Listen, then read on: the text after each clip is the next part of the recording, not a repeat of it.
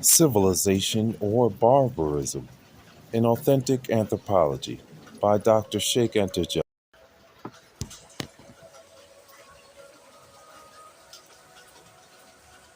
Division of labor and inheritance of public offices at the CLANIC stage, process of social stratification, primitive accumulation, and passage to the monarchical phase.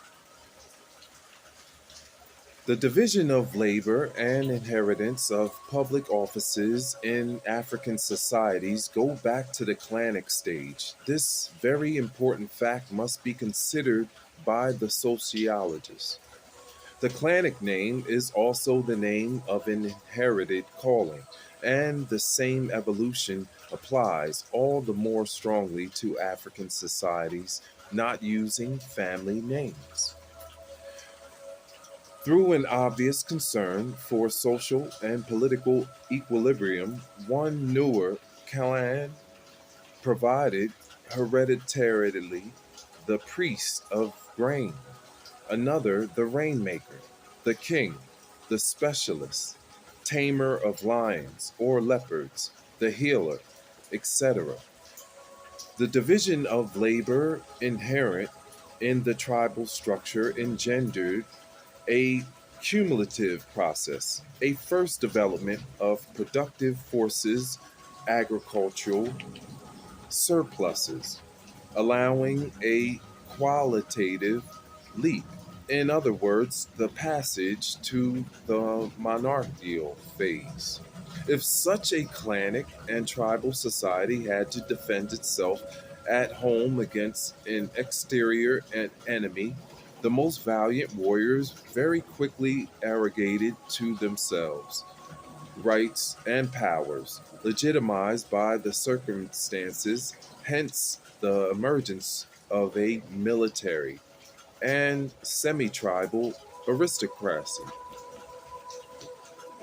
The pre existing division of labor engendered a system of caste, or at least a social stratification, for progressively there developed a striking disdain for manual labor as compared to the risk of military functions. However, a true system of African caste implied at the most the prohibitions to which the blacksmith, the manual worker par excellence, was subjected. It could be that this particular case was a direct inheritance from Pharaonic Egypt, where, until the Low Epic, great superstition surrounded working with iron. In the temple, priests who touched iron instruments had to purify themselves. Thus, there are two types of stratified societies in Black Africa. The one without the idea of caste includes South and Central Africa, and the other, with caste, includes West Africa, the ancient kingdoms of Ghana, Mali, Songhai, the Upper Nile, etc., rather generally corresponding to the area of the taboo of the blacksmith.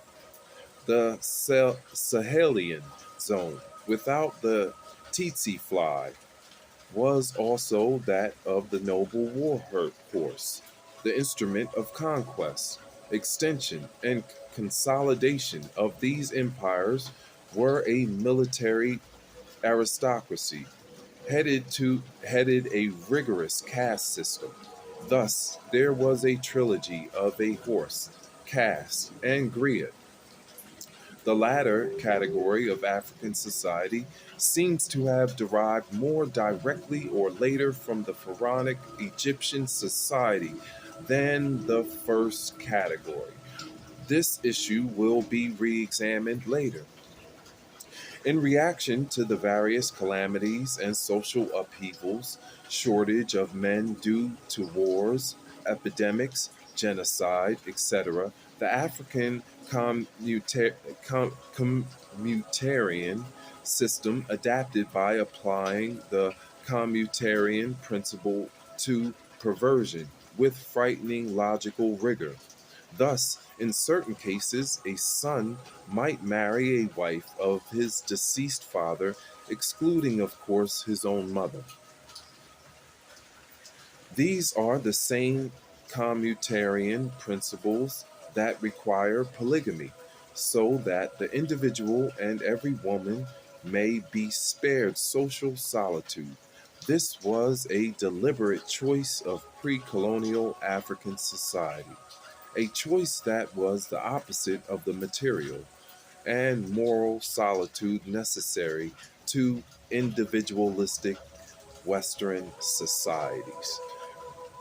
The result is that as great as the sphere of private life in the latter societies is, it is as much reduced in the former, where society invades all available private personal space. Thus, the neurosis of the Western societies are due to an excess of solitude, whereas those of African societies or communities in general are to be found in the very excess of communal life. Different phases of evolution.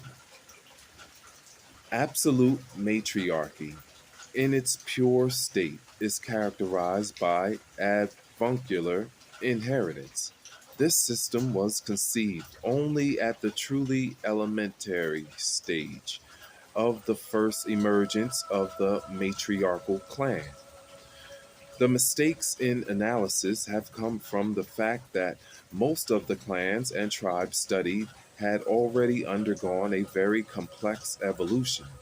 This was the case for the African societies that had lived under a monarchy and that retribalized to different degrees during the period of the slave trade.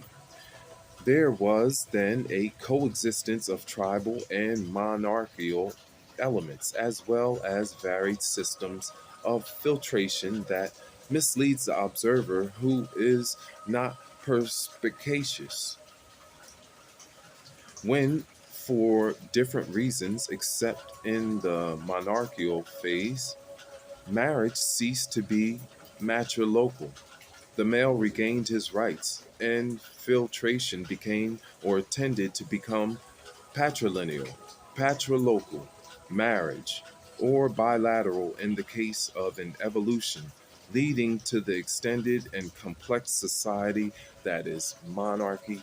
And I will stop right there and we'll continue back off with civilization or barbarism. I'm the Real Rider. All right,